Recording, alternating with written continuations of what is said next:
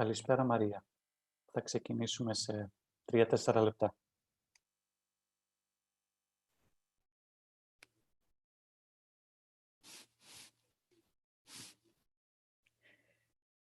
Καλησπέρα. Ταϊάννα εδώ, Μαρκίδη. Καλησπέρα σας. Καλησπέρα. Καλησπέρα. Καλησπέρα σε όλους τους φίλους. Σε όλο τον Καλησπέρα, κόσμο. Μαρία. Καλησπέρα. Καλησπέρα, Πίτερ. Πάβελ. Βίβιαν. James. Long time no see.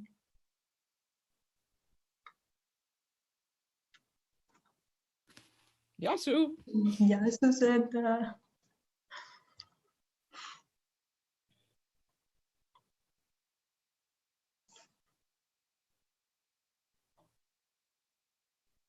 Γεια σου, Μαρία.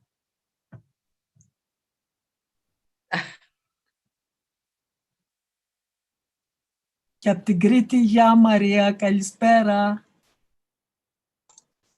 Γεια σου, Κρήτη. Μεγαλόνισσος. Ράκη, τι κάνεις, η Εύα είμαι. Πω, Εύα μου, χρόνια το κομμάτι Τελείως. που καταδείξαμε στο Zoom. Καλά, θα φτιάξουν τα πράγματα, μη φοβάσαι. Σε πιστεύω.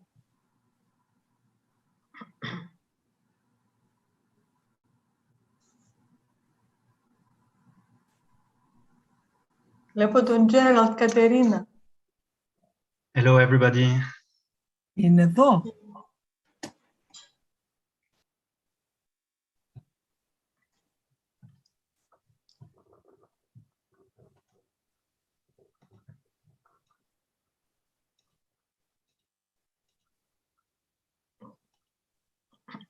Πρέπει να στήσουμε από ένα μεγάλο χορό σε κάθε μεγαλόνισσο μόλις ελευθερωθούμε, Μαρία. Οπωσδήποτε, Κατερίνα, το χρειαζόμαστε όσο τίποτα άλλο. Αμάν πια. Αμάν πια, αυτό είναι. Α, δεν μας έχει. Το μεγάφωνο το άνοιξα. Καλησπέρα σε όλους. Γεια σας, παιδιά. Γεια σου, Jay. Jim, hi, it's good to see you. Gerald, hi. Γεια σου, Λίνα. Γεια σας. Hi. James. Hi, James. Hello. Are you in Bryn Mawr? No, yes, it's snowing again. Ναι, χιονίζει κάθε 5 μέρες. That's how I remember it. Περιμένουμε την άνοιξη, το καλοκαίρι, την ελευθερία που δεν έχουμε τώρα. Όλος ο κόσμος είναι εδώ.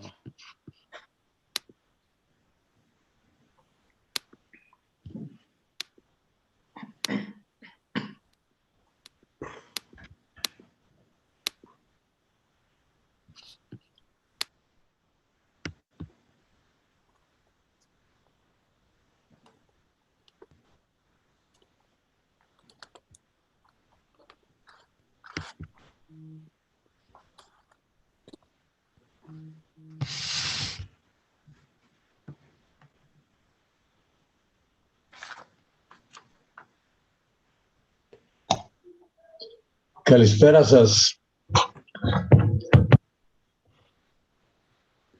Γεια σου. Τι κάνεις, Τζέραλ? Χρόνια. Χρόνια πολλά να σε δούμε. Πώς είσαι? Καλά είμαι εσύ. Χαίρομαι που σε βλέπω. Και εγώ το ίδιο.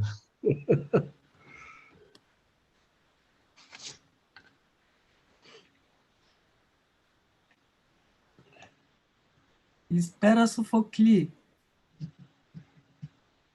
Καλησπέρα. Η Κατερίνα η Κόπακα είμαι. Ναι, Κατερίνα, τι κάνεις? Πώς πάει? Πω. Γεια σου, Κατερίνα. Γεια, Τζέραλντ, γεια. Γεια. Πώς πάει?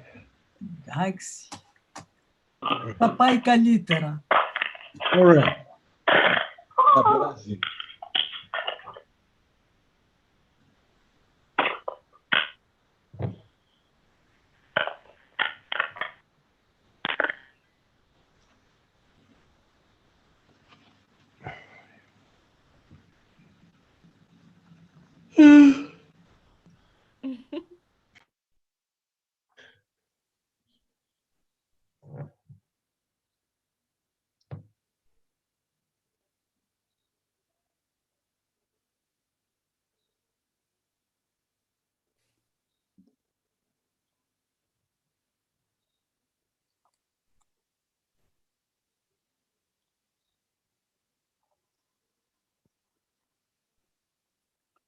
Hello, Gerald. Can't hear you.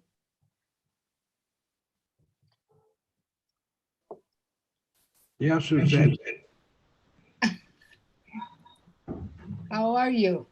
I'm surviving. Thank you, and you? Me too, me too. We're trying. Hi, James. Yeah, Suzetta, how are you? Fine. Well, under the circumstances, yeah.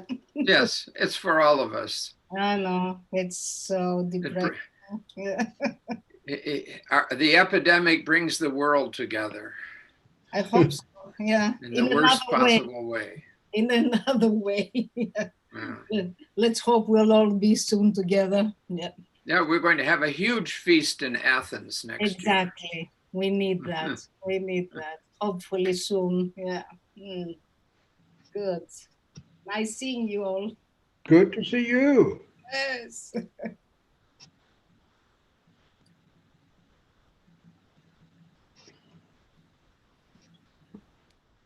Είμαστε έτοιμοι, Μαρία?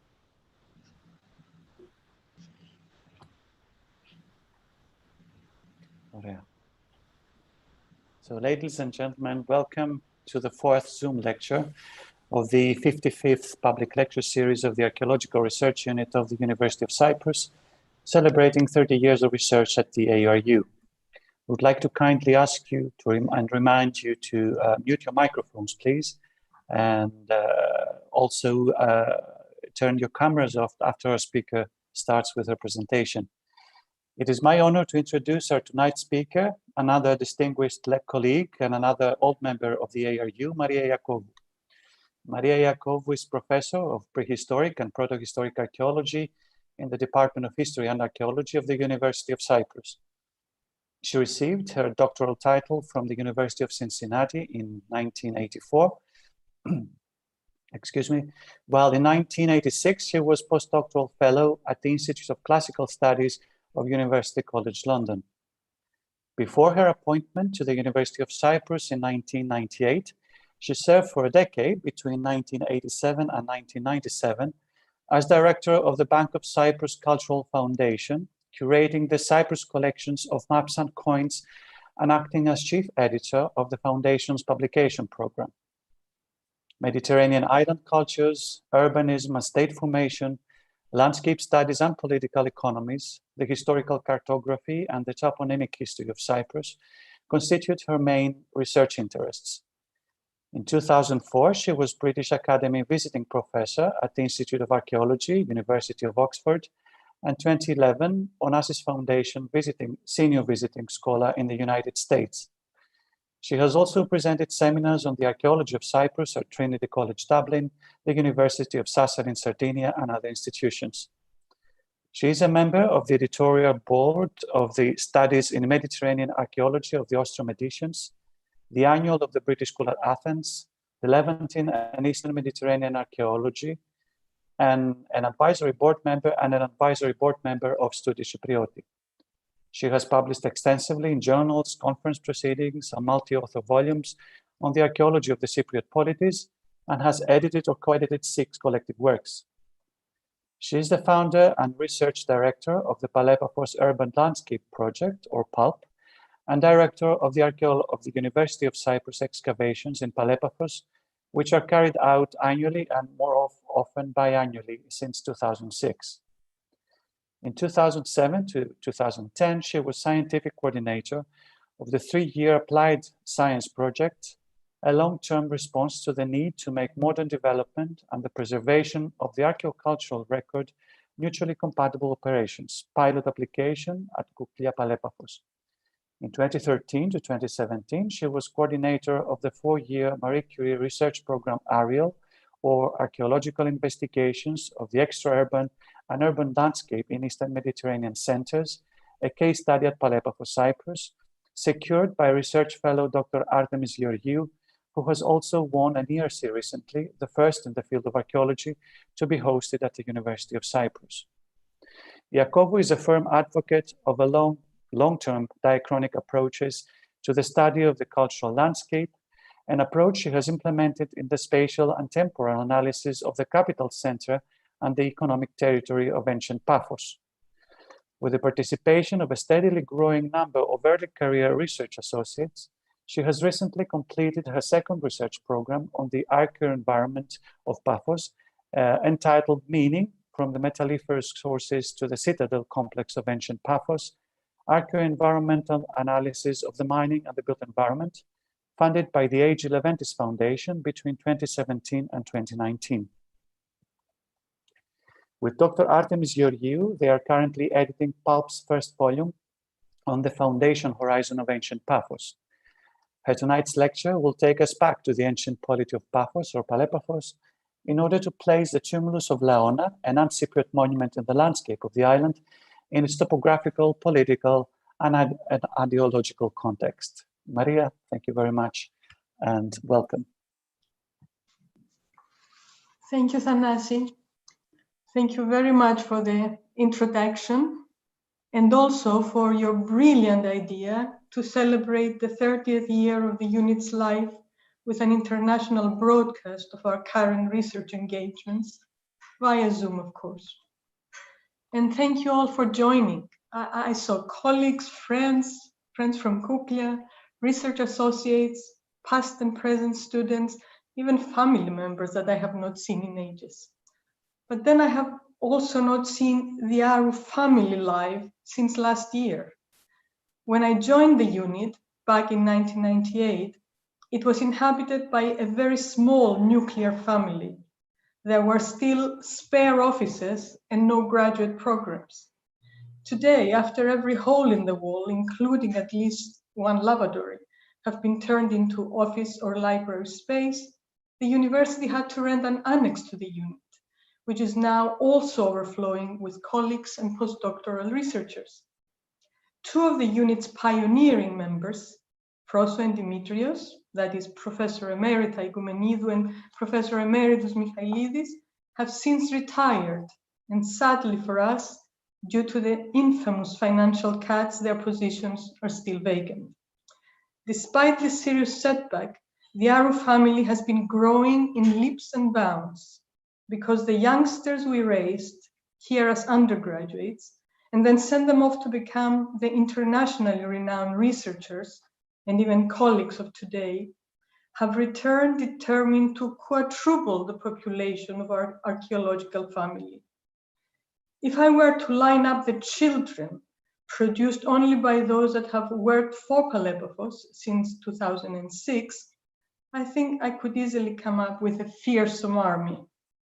We can hardly keep up with the production rate, but our director has promised that the moment we are free of this nasty pandemic, we will have a big garden party with all our grandchildren, many of whom we have never met, since they were conceived and born in the midst of lockdowns and quarantines. As our chairwoman of the Cyprus Archaeological Association has commented in relation to her own procreational activities, so much for respecting social distancing.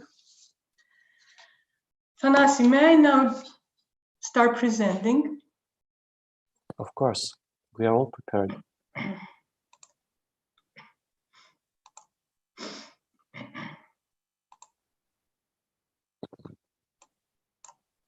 Yes.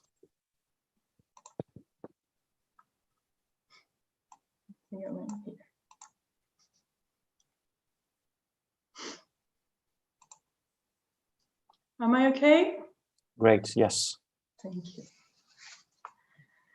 In anticipation of our grandchildren's party, let me ask you to follow me to the wild west of Cyprus, where since early prehistory, Cypriot regionalism reaches its climax. It was after a great deal of self-deliberation that I eventually submitted this rather provocative, asking for trouble title, describing Laona as an un-Cypriot monument. And once I did, I realized that I needed a straightforward way to explain what I would like you to understand. The answer came quite unexpectedly from ex-President Trump's followers. All of us have watched in horror the mob invade the Capitol in Washington, D.C. I was still in shock when a couple of days later, I listened to a senator describe the event as un-American. She explained with clarity that it was a culturally un-American way of action. It was unacceptable because the perpetrators were USA citizens. They were culturally Americans, yet their action could not be justified in terms of the established norms of conduct in North America. The tumulus of Laona may be defined as un-Cypriot because it was built by autochthons, indeed by local Papiots, with traditional expertise in the collection and use of locally available soil sediments. But the result was a culturally un-Cypriot monument that cannot be easily justified against the social and cultural norms of the island in the given or in an earlier period. Whether the decision to conduct was taken by the people of Paphos and they had executed it of their own free will, or whether they had been urged or directed to construct it by a non-local agency, the tumulus of Laona seems to be an un-Cypriot cultural artifact. It has neither an established ancestry on the island, nor did it introduce a new cultural behavior as a place-making artifact. Tumuli, says Susan Alcock, are rich sites of memory, and not simply the memories of their usage. Tumuli could be and were used and reused. They were renamed and rededicated. They could be ignored, then revived. None of this happened to Laona. It was neither reused nor revived. As we will see, in spite of its impressive size, it even failed to redefine and revive the landscape around it.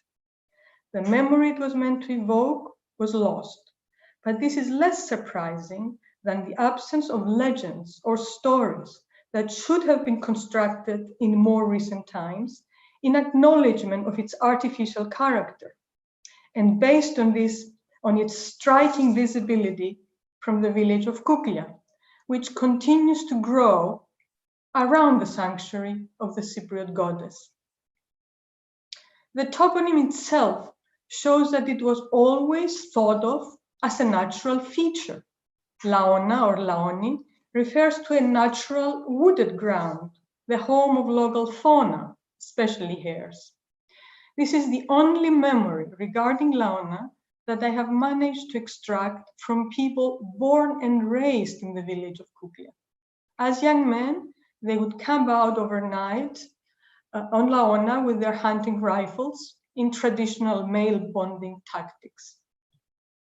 I will not mind it if in the end you have reasons to disagree with me, because alternative views are primarily what I expect to gain from exposing a preliminary interpretation to criticism. We have some way to go with the investigation of Laona and its mysteries, so I may have to disagree with myself in the future. Now, save for a 2017 paper submitted in honor of our eminent colleague and dear friend, Professor Kourou, where I describe the early stages of our work on Laona, this evening's presentation is the first public lecture exclusively devoted to the Mystery Mound. I have three reasons for going public with these 8 years of research and with the currently available results.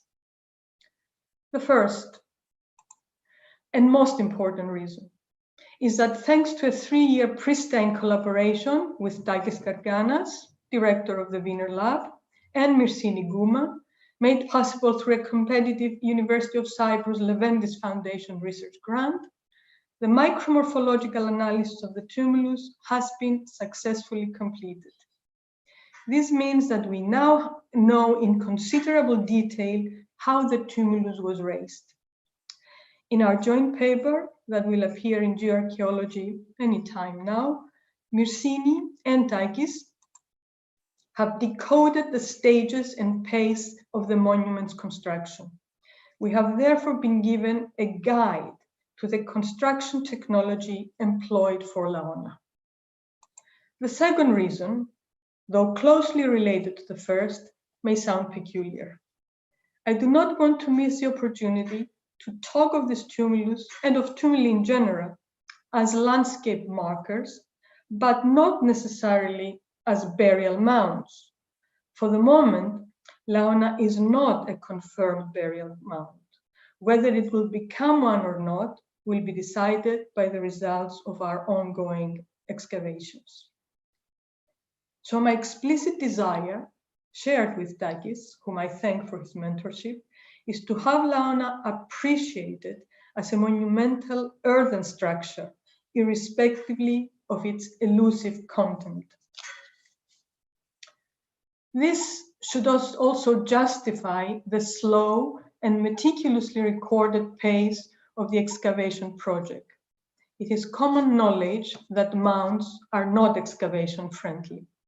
One cannot explore them and keep them intact at the same time. But in respect of its having traveled through time and survived to this day, we are determined to retain the northern half of Laona untouched.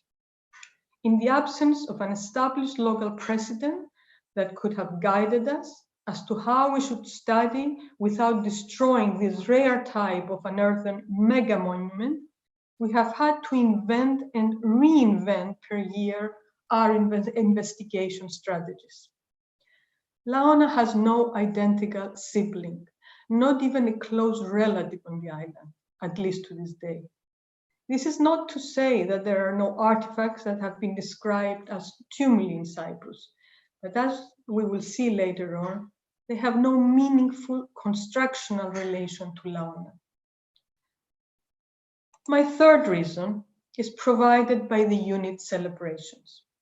I would like this communication to be received as a humble tribute dedicated to each and every one of the special scientists, the early career researchers, the doctoral and master degree students, and the dozens of our undergraduates that have worked and will continue to work for the Palepafos Urban Landscape Project with unmatched devotion, professionalism, and a unique spirit of camaraderie that gives me the strength to persevere year after difficult year. It is their spirited mental and labor investment, always with a smile, that has forced the hillock of Laona to reveal not one, but so far 3 distinct monuments, each with a different spatial and temporal identity, which we can now incorporate into the urban landscape of the polity of ancient Paphos in the 1st millennium BC. I extend my gratitude to the core team for unfailingly carrying on with long-term and demanding responsibilities, and also for their willingness to act as instructors and trainers for the new members that join the field campaigns every year. Pulp is Athos Agapiou, who works year-round on the digital data of Pulp. Pulp would not have had extensive UAV coverage per year if it were not for Kyriakos Themistokleous. Pulp is Artemis Georgiou and Stella Diakou and Anna Georgiadou. And for the investigation of Laona, our well-known geologist, Dr. Zoumenia Zoumeni, who guided our first uncertain steps.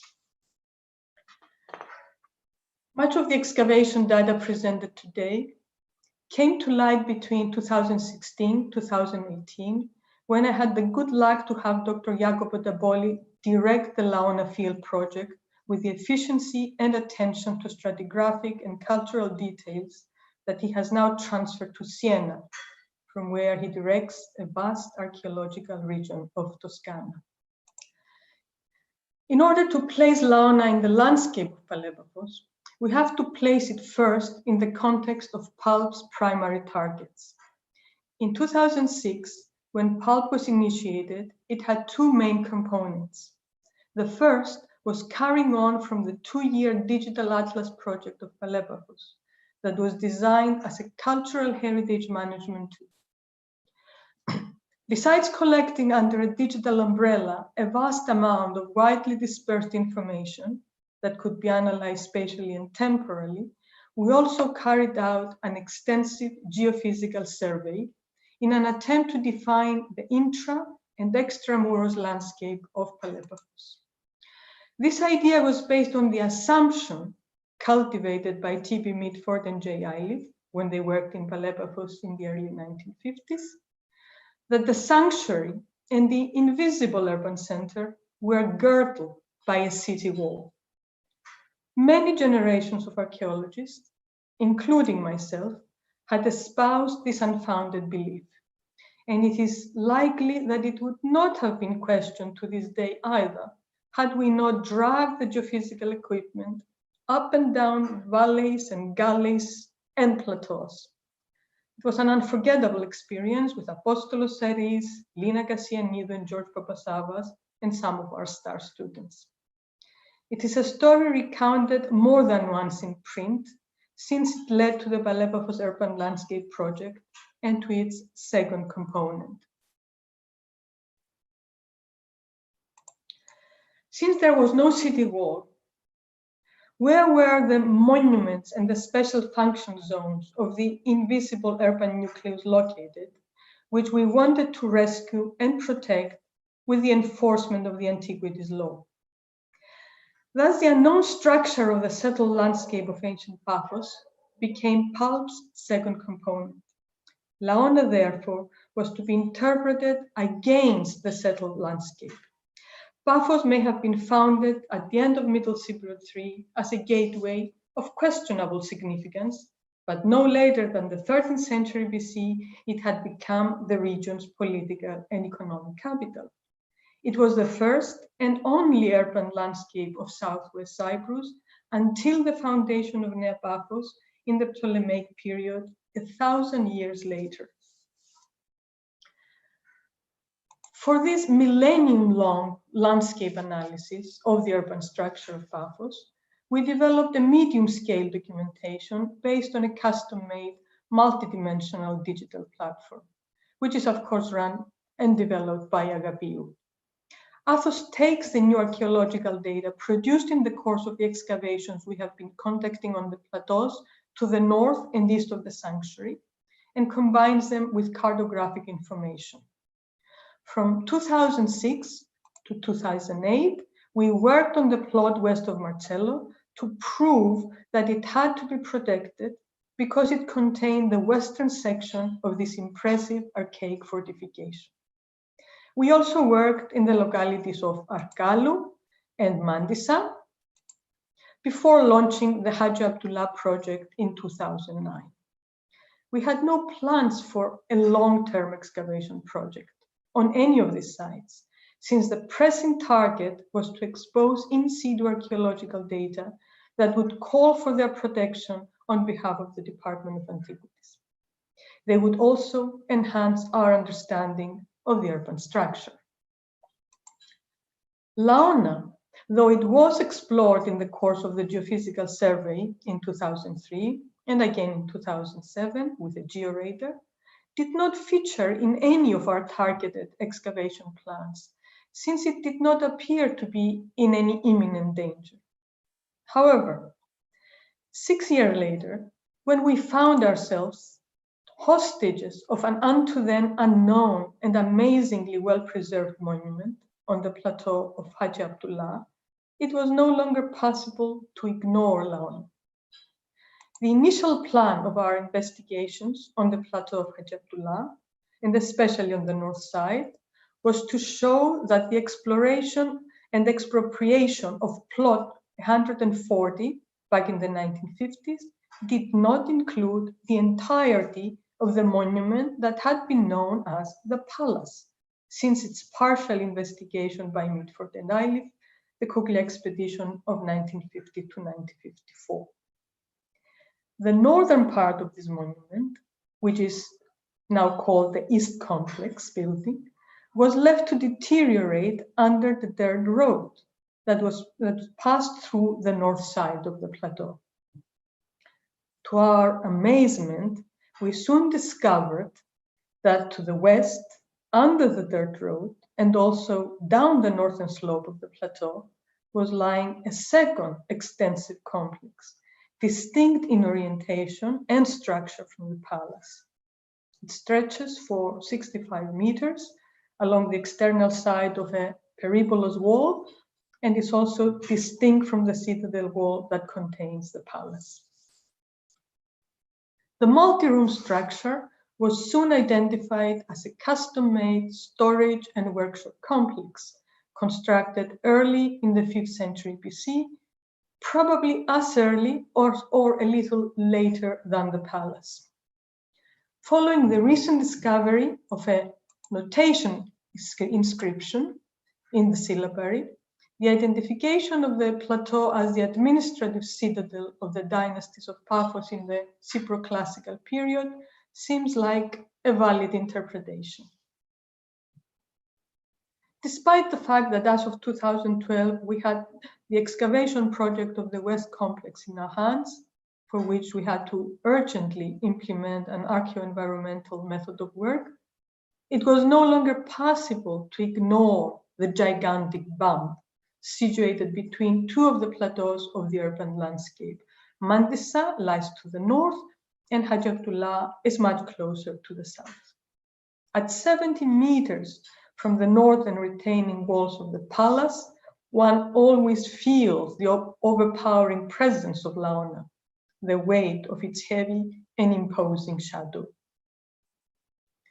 For the senior officer, excuse me, of the Geological Department of Cyprus, Dr. Zomini, who has generously offered her expertise to pulp from the start, the anthropogenic character of the mound was, from a geological point of view, self-evident. However, as far as we were concerned, it had neither chronological nor a cultural identity.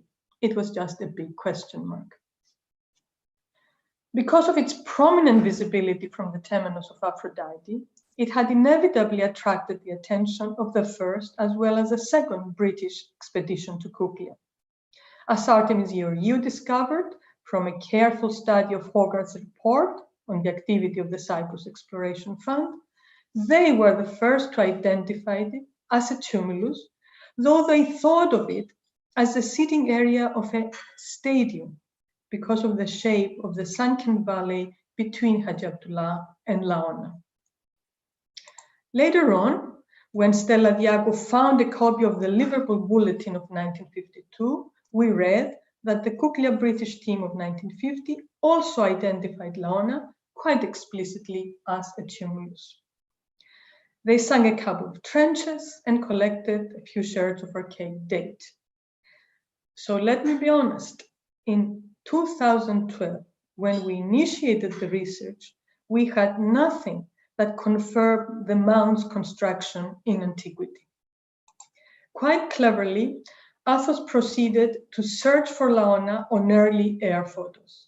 When he found the mound featuring on a very rare air photo of 1938, taken just before the Second World War, we knew that it was unlikely that it was made with modern earth-moving equipment. But again, there was nothing by which to date its construction.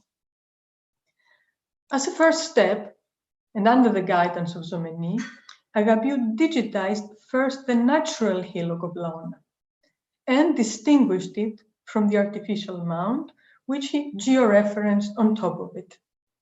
Besides providing measurements for the mound, estimated at 100 by 60 by 10 height, Athos also produced the first 3D images of Laona. It was therefore time for the first trenches. Trench number 1 was placed on the summit at 114.20 meters above sea level. Coming into contact with the sediments proved a dramatic experience. It was harder than digging concrete, so we limited it to a 2x2 test trench and summoned Zomeni to provide explanations. It was then and there that we learned for the first time that this monster of a monument had evidently been constructed with layers of marl that appeared to alternate with non-calcareous organic red soils. With a crash course from inside Trench 1, Zomeni gave us the geological identity of marls as paleosoils whose natural beds have no contact with organic materials. Marl deposits exist below the bedrock of the region and even below the natural hillock of Laona. Even if collected from the immediate vicinity, it meant that armies of workmen had been employed to quarry, transport, and spread marl on top of the natural hill.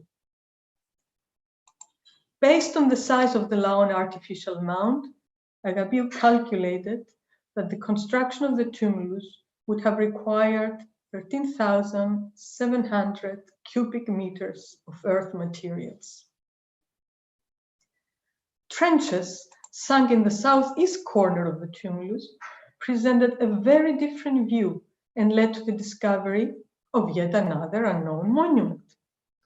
We were just beginning to harbor the impression that the external slope of the mound to north and east, which is made of rubble, was built to contain the soil beds when we found a series of large mold-made mud bricks carefully laid out between the external slope and a finely built vertical wall on the inside.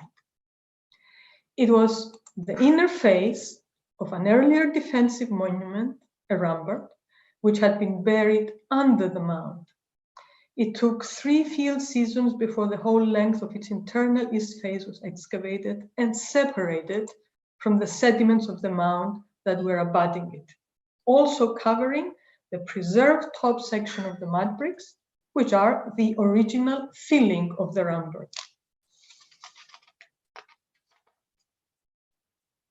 I would like you to pay attention to this diagnostic shirt found lying on the exposed mud bricks. It took Artemis Georgiou half a glance before she had identified it as white sleeve 2. Another tiny piece she identified as late Minoan stirrup jar of the oatmeal fabric. These shirts were transported with the red organic soils that alternate with the marls in the construction of the mound. The shirt material we have since been collecting from the layers of the mound provide an approximate rough date for the period of its construction. They range from the last phase of the Middle Cypriot to maybe the very end of the Classical period. So far, the transported soils do not contain diagnostic sherds of the Hellenistic or the Roman or later periods. To the extent that this view can be trusted, the tombs or other edifices disturbed when the red soil was being collected did not yet contain ceramic material later than that of the 4th or early 3rd century. At the moment, this is what we can suggest regarding the period of the construction of the mound. The sloping external side of Laona, therefore, was not a haphazardly constructed retaining wall, but the glacis of a rampart that was built on the natural hill when Laona was not yet a tumulus. The inner face of the rampart, with the 2 facing staircases, is quite impressive, but it also shows that the defensive monument was already in a state of abandonment, or that it had been purposefully demolished or lowered to the southeast when the construction of the tumulus began. In fact, this angle is so regular that it makes me think that it was purposefully made into a ramp from where they could dump the sediments inside the fortified area. Although the mound was evidently later than the ramp, we needed a chronological identity. So, making the best of my good luck at having Taboli working with us in 2016, we proceeded to excavate the foundation trench in front of the 2 staircases. According to our Iron Age pottery expert, Dr. Anna Georgiadou, the diagnostic ceramic material collected from the foundation trench is late Cyberarchaic. This suggests that the rampart's construction was contemporary with the building operations on Haji Abdullah, which appear to have also been initiated at the very end of the 6th century BC. If a palatial complex, an extensive workshop complex, and a rampart were under construction simultaneously in the early 5th century BC, then there is little doubt that the landscape to the east of the sanctuary was being redefined on the basis of a master plan. I'm suggesting that these monuments represent the accession to power of a new dynasty that took over after the violent destruction and abandonment of the archaic fortified site on Marcello at the end of the 6th century. The excavation at the foot of the staircases provided crucial elevation points, and among them, the first secure elevation of the use layer inside the rampart. This allowed us to estimate that the north wall of the rampart was still standing at 6 meters under the tumulus. It is, of course, far too dangerous to attempt to expose it vertically. However, last summer, when we initiated the second phase of the mud brick study project, directed by Dr. Marta Lorenzon since 2016, we excavated 1.20 meters of the northern stretch on the summit. Here, as in the northeast section, the mud bricks are naked. They have either never had a stone facing, or they had a plaster cover, of which to this day we have found no remains. At the moment, this is the extent of our knowledge regarding the rampart. As regards the tumulus, fortunately, Takis Karkanas, agreed to visit Laona in 2016. After what I thought was a brief tour, he turned and asked, "Are you sure there is nothing in the ancient sources? This is far too impressive a monument." And he also asked to include the tumulus of Laona in the book that he and Goldberg were publishing. So in fact, the Mound of Laona made its first international debut in an authoritative geoarchaeological publication, which circulated in 2019. Following the first exploratory visit, Takis and Myrsini agreed to undertake the geoarchaeological study, and we agreed to cut some good sections that could provide complete stratigraphic profiles of the mound. But how does one dig down a 6-meter thick layer of marl by hand? We asked the Department of Antiquities permission to employ mechanical means in opening a vertical line of trenches from close to the north summit down to the south within the southeast quarter of the tumulus. This difficult and dangerous operation was made possible thanks to a local gentleman, now known to all of us as the surgeon. Mr. Sozos Nicolaou of Kuklia uses his mechanical excavator the way a surgeon uses his scalpels. Indeed, he feels a stone in an earth fill before we have time to actually see it. You can marvel at his expertise when you see how he caught and left unharmed the first cornerstone of a strange little 4x5 built structure that was going to keep us busy for 4 seasons. Needless to say, we could not help but thinking that it was a burial chamber. Hence, we invested unlimited energy and time for its detailed investigation, which was not at all easy since it was lying in the depths of the mound. In order to approach it, we had to gradually liberate one by one its 4 sides from the mound's sediments and equally gradually excavate the interior. The north side presented a serious danger since it was rising up to 6 meters over our heads and earth material could collapse any time. The decision to excavate it in a stepped fashion succeeded only thanks to Mr. Surgeon, who with infinite patience and skill came and went back and forth as we alternated excavation by hand with mechanical soil removal until we could come down to 108 meters above sea level. Even then, almost 2 more meters of excavation were required before we could see what it looked like like it inside and out. Its construction had taken place in a 5 by 4 meter trench that had been dug down to bedrock, but it is neither a burial chamber nor an etc. It has no finishing line, no rooftop, and even macroscopically, we could identify the strata of the mound deposited directly on top of this curious structure, which is a shell of stonework applied on the 4 sides of worked marl that was deposited from the bedrock up to a height of 4 meters. It was never meant to have an interior space. It was packed with worked marl, and it contained nothing except for a handful of badly worn shirts. Is it likely that it existed before the construction of the mound? We think not.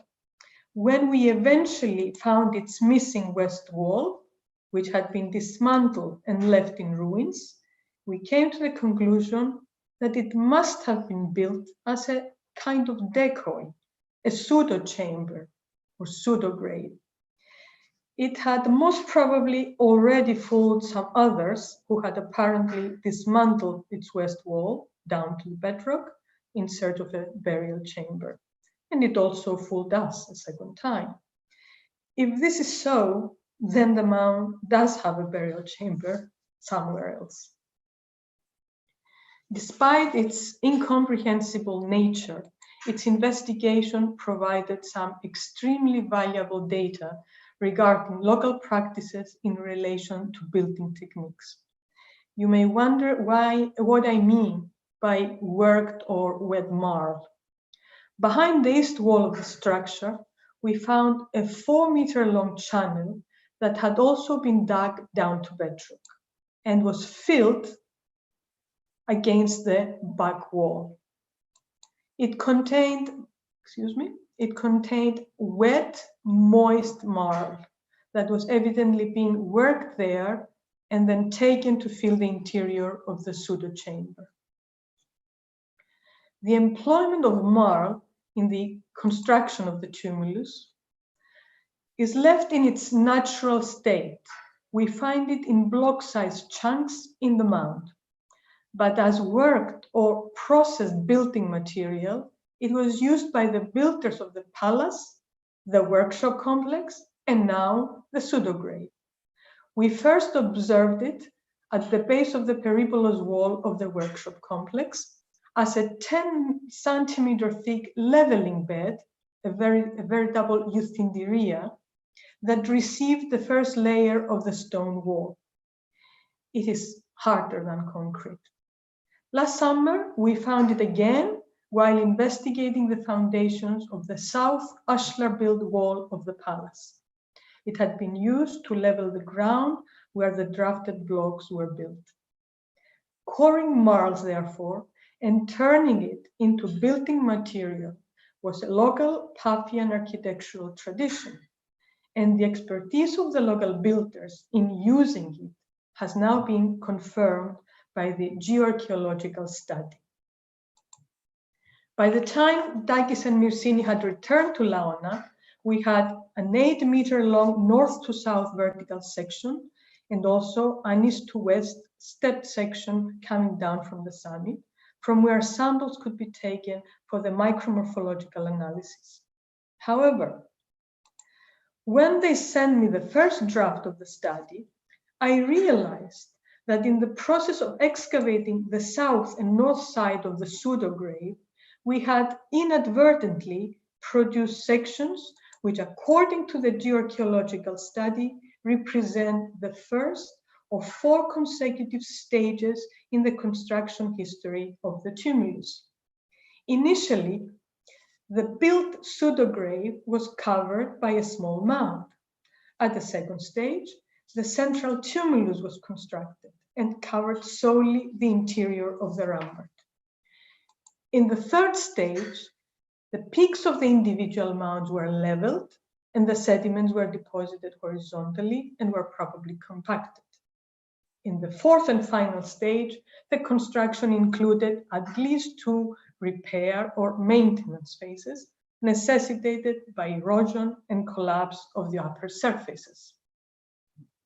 Although you will soon have the chance to read this extremely impressive study in detail, I would like us to focus on the following excerpts. The Lawn of Tumulus was not a product of earth accumulation over an earlier monument, but an accomplished architectural artifact designed to remain intact. The study reveals careful selection of construction materials and variability in the construction methods, which reflect a long tradition of building skills and empirical knowledge regarding the engineering properties of the materials. Tumuli construction required deep knowledge of soil properties, purposeful selection of soils and sediments for their geotechnical characteristics, and a well-designed construction plan. Moreover, the construction process required a series of decisions that reflect cultural choices and shared knowledge in communicating specific information. The labor investment in building engineering is closely related to the permanence of the structure, emphasizing the planned character of the tumulus. From this excerpt, it is specifically the well-designed construction plan that reconfirmed my view as to the un-Cypriot character of the tumulus. The local builders had intimate knowledge of their locally available soils, but we cannot possibly claim that they had the experience to design and implement the building plan which produced a stable mega monument with no precedent on the island. Is there a region anywhere in Cyprus where we can see the evidence of tumuli builders? Is there a phase in the history of Cyprus characterized by the building of tumuli? If we turn, for example, to the early and middle Helladic period, we can tell that tumuli were an established burial monument, a sociocultural artifact associated with the period. In Cyprus, on the other hand, if we collect the few features that have been presented and described as tumuli, we would have to agree with Susan Alcock that no two bumps in the ground are similar.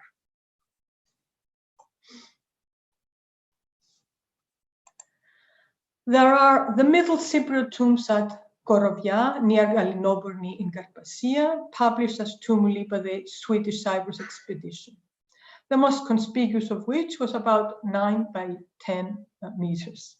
There is the possibly Hellenistic tomb 26 at the far end of the West Cemetery of Amathus, also excavated by the Swedish Cyprus expedition. It was a bit larger, 12 by 14 meters, and had some incinerated remains in the pithos buried in its center. All there's left of it is a photograph and the plans drawn by the Swedes. In the context of her doctoral research, Elisabeth Stefani has done her best to find the site where it should have stood, but to no avail. I will not disagree that all these different soil piles are indeed sima, but their piling up would not have required the direction and management of an army of expert builders for an extensive period of time that were directed in the implementation of a most demanding engineering project. There is only one mound in Cyprus that is a true burial tumulus. The vault built over Royal Tomb 3, a Cypriot built chamber tomb with a long dromos, 5 meters in width, in the Royal Cemetery of Salamis. Paolo Vitis recently published magisterial analysis claims that this vault was unique in Western construction for being the first documented example of a large dome built according to the principles of the radial voussoir. Size-wise, it may have been almost as large as Laona, but besides being altered by more than 200 years and constructed symmetrically on top of a built tomb, it was based on a completely different construction technology, which was never again repeated in Cyprus. From the same extensive Salaminian burial ground, there is also the tumulus over the so-called cenotaph of Salamis. In this case, despite the fact that again, the construction process is different, with a great variety of sediments deposited in cake-like slices around, etc., we have one pertinent similarity in the chronological horizon of their construction at the end of the 4th or early in the 3rd century BC. So historically speaking, we can say is that the Salaminian mound over the cenotaph and the Laon of Tumulus were constructed when the Diadochi, Alexander's successors, were fighting over the island. It was a long drawn-out conflict which ended in favor of Ptolemy I Soter early in the 3rd century BC, by which time he had managed to exterminate all the royal families and to abolish the independent city-states of Cyprus. What do these other tumuli of Cyprus, and especially the two Salaminian ones, have in common that Laona does not share? They are all part of existing cemeteries. Furthermore, built tombs are an indispensable feature of Cypriot statehood, especially in the Archaic and early Classical period. So where are the built tombs of Paphos? There is no Cypriot-Archaic necropolis with built tombs as in Salamis or even Amathus. But on the southern slope of the classical citadel of Haji Abdullah, which looks towards the coast, there are at least 2 burial chambers carved in the soft limestone. One of them, known since the 19th century as Spileon des Erigenas, has a finely built long dromos. The most important find said to have come from the Spileon, and now in the Louvre, are the royal inscriptions. Hence, the southern cliff of the plateau appears to mark the site of royal burials associated with the Cypro-classical period, and not the north towards Laona. If the landscape of Laona was not part of a burial ground, why construct a burial mound on top of it? There is no indication that the field to the east of Laona, a very rich Cypro-geometric burial ground known as Hassan Aga, had continued to receive burials in the late Archaic or in the Classical period. Hence, even since the construction of the rampart, Laona had no relation with the mortuary landscape. It was instead part of the urban, in fact, of the central administrative nucleus of the city-state since the inception of the 5th century BC. This royal administrative landscape lost its political and economic status around 300 BC, when Ptolemy abolished the rule of all the Cypriot dynasties. In the case of Paphos, if we can trust Diodorus Siculus, the last king, Nicocles, his wife Axiothea, and their daughters committed suicide. Despite the loss of citadel status, what is even more surprising is that the construction of the megamound at this time did not redefine the landscape. Neither new elite tombs nor any cultic edifices appear to have been constructed near or around it. It is worth comparing the absence of development with the case of Tumbad Lefkandi, where the construction of the tumulus, and I promised Irene Lemos not to call it a Huron, attracted the establishment of dozens of aristocratic tombs around the tumulus. Instead of acquiring a new and exalted meaning, the landscape around the huge mound of Laona appears to have been deserted. Tumuli, we are told, transform space into a new place, but this one did not. Across on the plateau with the workshop, we have evidence to show that activity related to the production of olive oil and also to the consumption of imported wine, especially from the Aegean, continued to the end of the 2nd century BC. After that, nothing. As already observed by the late Professor Meyer, and reconfirmed by Pulp's campaigns, we seem to have no Roman date activity on any of the plateaus beyond that of the sanctuary. No medieval date activity either, despite the investment of the House of the Lusignans in sugarcane plantations. They were cultivated closer to the coastal plain where they could be better irrigated. So no new tombs were placed near the tumulus, and so far, evidence for its expected cultic use is wanting. On the external side of the southern corner of the rampart, we have isolated a one-time event, which consists of a depot of plain shallow bowls purposefully left in an almost neat line after they had been used, either in the context of the mason's activity on the mound or in relation to a single visitation event. Material evidence that can be related to ceremonial visits has not been established, at least not yet. But then, if the living were not required to have periodic or annual performances on or near the tumulus, why was so much energy invested in this earthen monument? Based on the study of tumuli elsewhere, as by John Papadopoulos in Albania, it is thought that they permanently dominate the landscape for successive generations, carrying ancestral meanings and messages for later visitors and viewers. Yet, since there seems to have been no long-term social contact with the landscape of the tumulus, this eternal memory of the ancestral testimony that Laona was meant to convey to future generations was lost.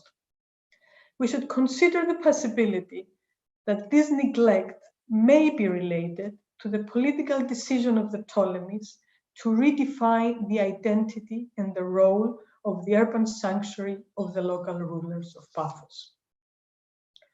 I do not know if we can put an exact date to the decision of the Ptolemies to promote the iconic cult center of Paphos into the first Pan-Cyprian sanctuary of the island.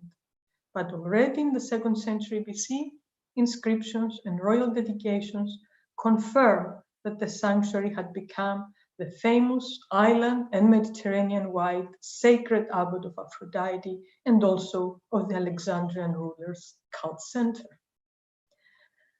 The fact that the tumulus does not seem to have been incorporated into this newly defined sacred landscape suggests that it was not employed by the Ptolemaic political propaganda, which guided the Cypriots towards becoming citizens of a unified island and of the Alexandrian kingdom. If someone is buried in the mound, it could not be a Ptolemy, rather one that needed to be forgotten. Where does this leave us? To a vague chronological relation with the Mount of Salamis. I'm only saying this because I think that they both would have needed an architect-engineer trained in a building tradition that we can possibly associate with Macedonia and Thrace, but not with Cyprus. Neither the Salaminian nor the Laona Mound generated a new cultural trend on the island. By contrast, during this period in Nea Paphos, and I thank Professor Michailidis for this confirmation, the Alexandrian in origin tombs of the kings were adopted by the local elite. They did not remain an un-Cypriot burial artifact. Thus, in the end, in the landscape of Palepafos, the late Cypriot temenos remain the unchallenged, never forgotten, exclusively Cypriot, iconic monument. And though I very much appreciate, indeed marvel at Alcohol's 2016 literary description of tumuli as Sima, I have to conclude by saying that our Cypriot time traveler is not the tumulus, but the sanctuary. Before closing, please allow me one extra minute to express my sincere thanks to the 4 directors of Antiquities, Dr. Sophocles Hadjisavas, Dr. Pavlos Lourenzos, Dr. Maria Hadjigosti, and now Dr. Marina Hieronymidou, who have kindly issued survey and excavation permits for pulp since 2006. And secondly, let me express my relief because after 15 years, the first target of pulp has been achieved. It was only a month ago when Dr. Ieronimidou informed me that the crucial plot of land that contains the rest of the Marcello monument, as well as the whole of the Hagi Abdullah Plateau and also Laona, have now been expropriated based on the results of our excavations.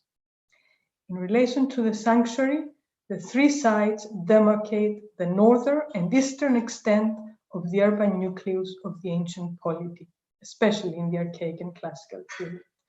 So one hopes that the area in between will also be rescued to become an archaeological park and the epicenter of a micro-scale landscape investigation.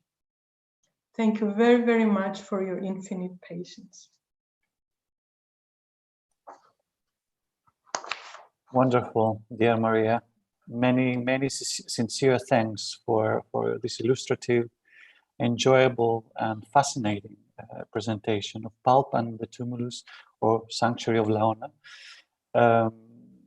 Let me share with all our attendees my admiration for your meticulous work in Palepafos, so well designed from its conception and birth in the early years of the new millennium to today. And I was thinking that this actually makes the systematic excavations of the University of Cyprus in Palepafos one of the longest running field projects on the island. Coming also myself from the Aegean world of archaeology, through your work I have learned to appreciate the major and minor exceptions and particularities that the archaeology of Cyprus presents in the world of the pre-modern Eastern Mediterranean. So many thanks for this. Of course, there is so much one can admire and one can comment on the basis of your tonight's lecture. But since I don't claim to be a specialist on the period, I will just let other people speak and address their comments and questions. And there are quite a few already on our chat. Thank you, Maria. I will start with a comment actually coming from Christomir, who is congratulating you on your presentation, and he has a comment to make regarding the, if I have read correctly, the Thracian tumuli of the classical and Hellenistic times in nowadays Bulgaria. He notes that some scientists even today tend to interpret the tumuli as heroa or temples just because of monumental architecture and precious objects. And he also adds that luckily the complete excavation of several tumuli pointed out that they were used just for a short time and solely for burial purposes. Hopefully he adds that his publications will add to this, and that your approach, Professor Iacovou, is very deep, and such a lecture, in my opinion, very useful for anyone researching tumuli as a whole. I will just add another comment by Stefan Schmidt. George Colonna Cecaldi mentions tumuli-like mounds around Dali, and some of them seem to have contained tombs. Difficult to get more specific by now, but he has cited the reference for anyone interested. It's in French. Yes, one of the questions has already been answered in the second half of your presentations. There is more congratulations and thanks addressed to you on the chat. Just scrolling down to see when another question, if another question comes.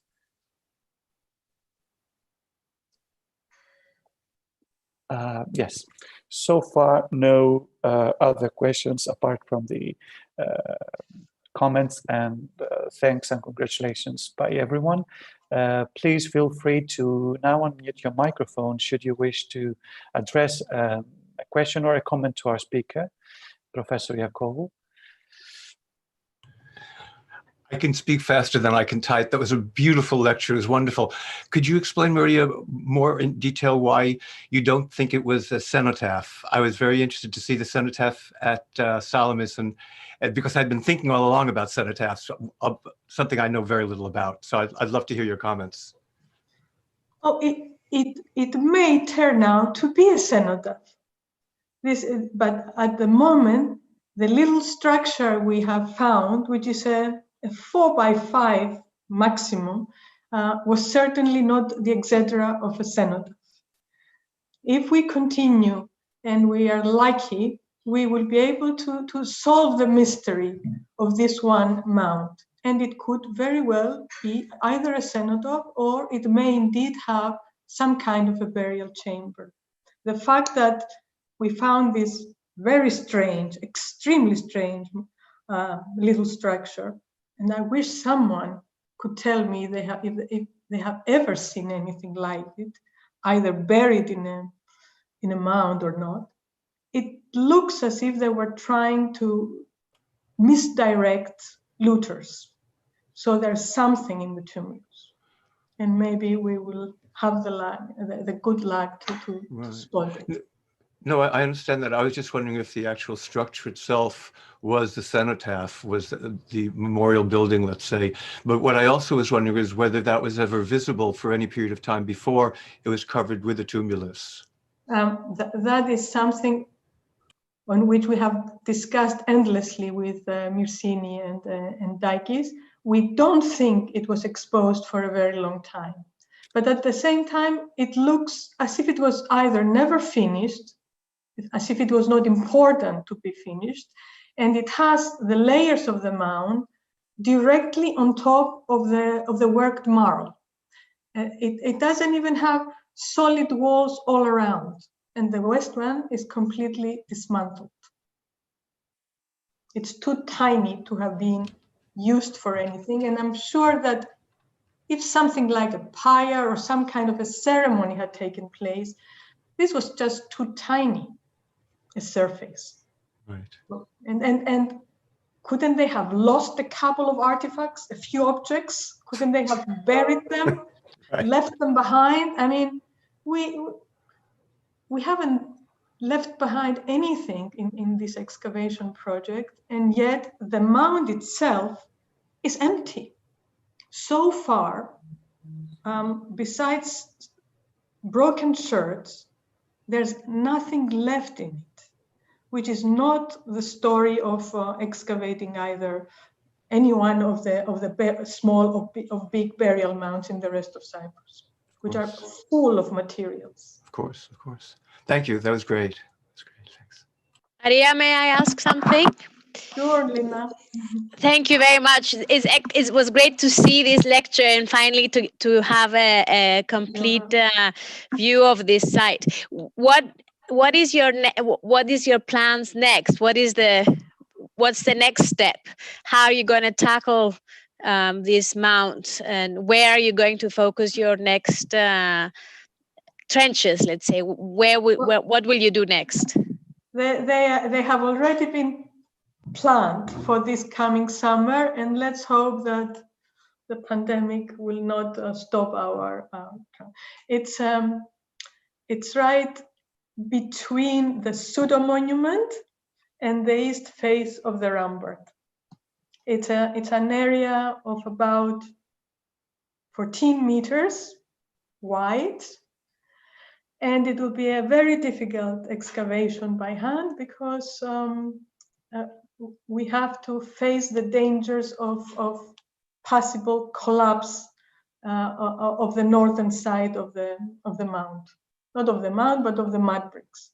So we need to go back again to a stepped excavation, and we have 5 more meters to go in depth, minimum. I certainly hope that everything will go well and we will have an even more fascinating discovery next year, and maybe an answer to this whole mystery. I decided to tell the story to this moment, to this day, because I would have liked people to say that there are other alternatives. There are other ways to interpret the mound. I would very much like challenges because, we're in the dark. we have never found anything that could guide us, that is in any way similar. But the geoarchaeological study was a revelation for me. An excellent work by Dakis and Yersini, and I thank them. Great. Thank you, Lina. Thank you, Professor Koll. Another comment from one of our new colleagues in the Department of History and Archaeology who happened to visit your excavation relatively recently. Dionysis Stathakopoulos congratulates you for a wonderful lecture. Since we had the privilege of being given a guided visit by you some months ago, I have learned so much about the monument and my great respect for your many methodological comments. They gave me much food for thought. Of course, there is more thanking comments down below our chat, and congratulations. Everybody is looking forward to hearing more about the results and the finds in the months and years to come. We still expect a lot from you and the team. Are there any other questions from our audience? Please unmute your microphone and switch on your camera if you wish.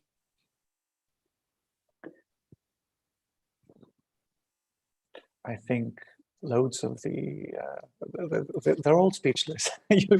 You've answered all questions related to the monument so far. Yeah, fascinating, Maria. Yes, they are speechless, they confirm. Next year, we will have part 2. Yes.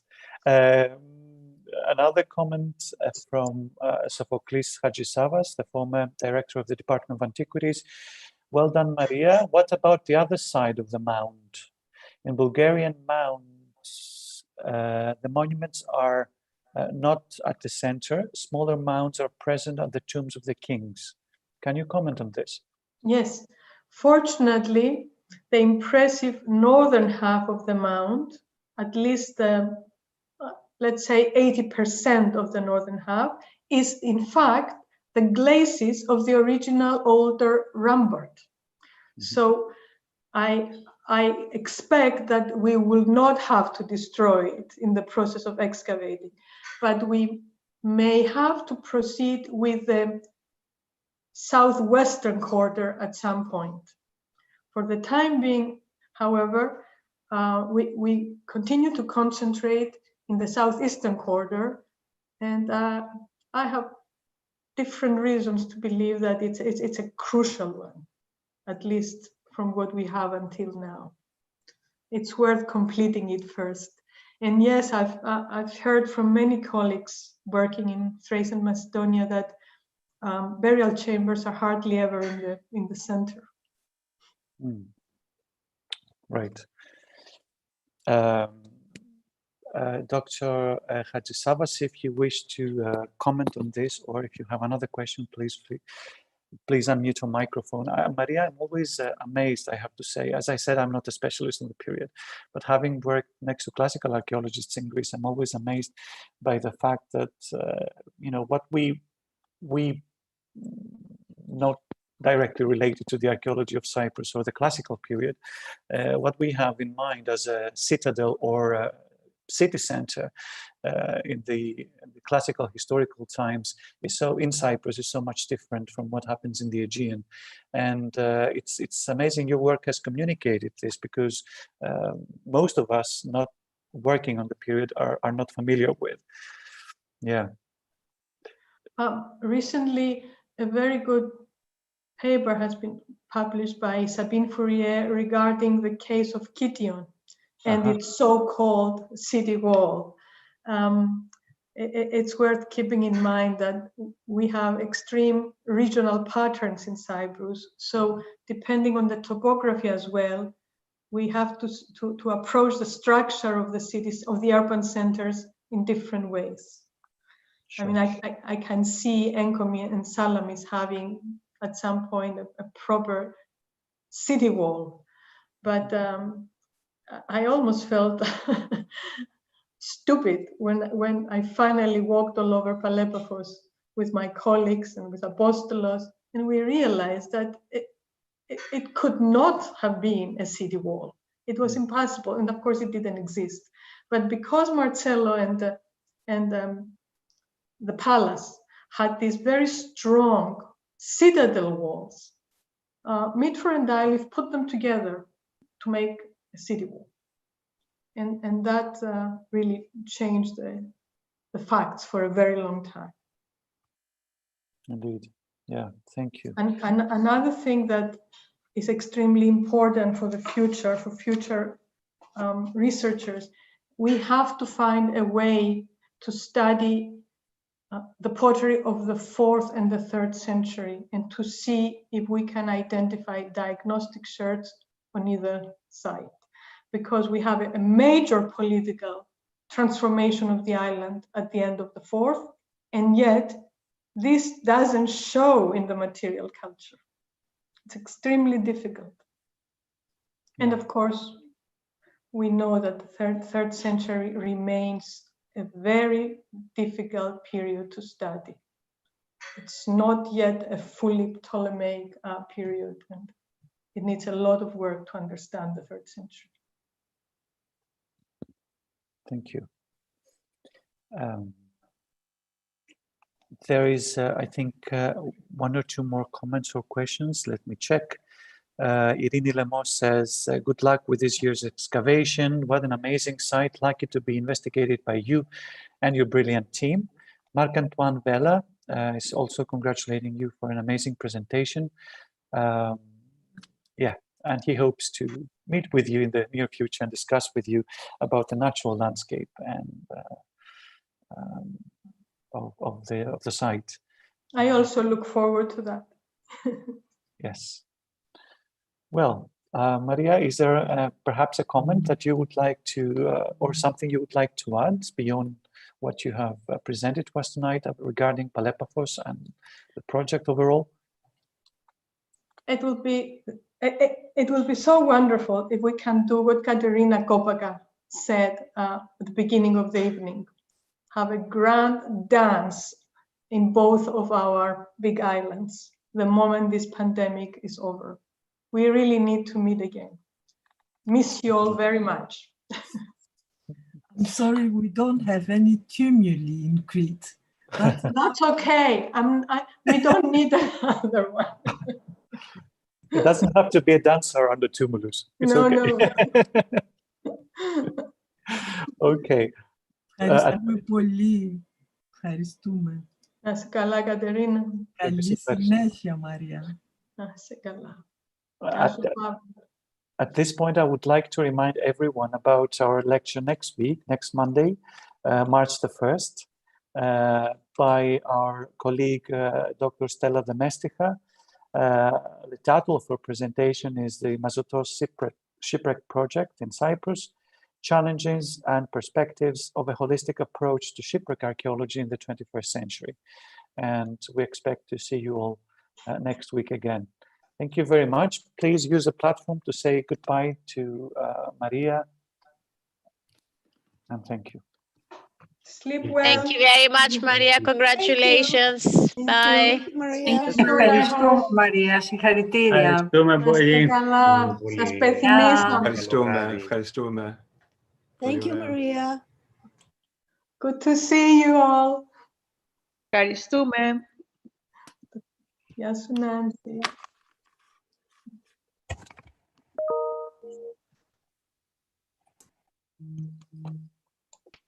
Great. Thank you, Maria. Ευχαριστούμε πολύ. Ελπίζουμε να σε δούμε σύντομα. Και εγώ το ελπίζω, Θανάση μου, στη βιβλιοθήκη τουλάχιστον. Μπορούμε να πάμε. Ναι. Να είσαι καλά. Καλό βράδυ, καλή ξεκούραση. Νύχτα. Γεια σου, Δημήτρη. Γεια σας, παιδιά. Γεια σου, Γιώργο. Γεια σου, Κατερίνα. Τι κάνεις? Καλά, καλά. Το παλεύουμε. Όλο καλά. Θα τα καταφέρουμε. Πού θα πάει? Πού θα πάει? Έτσι. Μαρία, ήταν πάρα πολύ ωραία. Και να το κάνουμε τούτο που είπες, μην μείνουμε στα λόγια πάλι. Το έχουμε ξαναπεί, δεν το κάναμε. Ο Γιώργο δεν θα την αφήσουμε να ξεχάσει. Να το κάνουμε. Γεια σου Μαρία, ευχαριστώ Γεια πολύ. σου Άννα, γεια σου. Είμαι στην Κύπρο.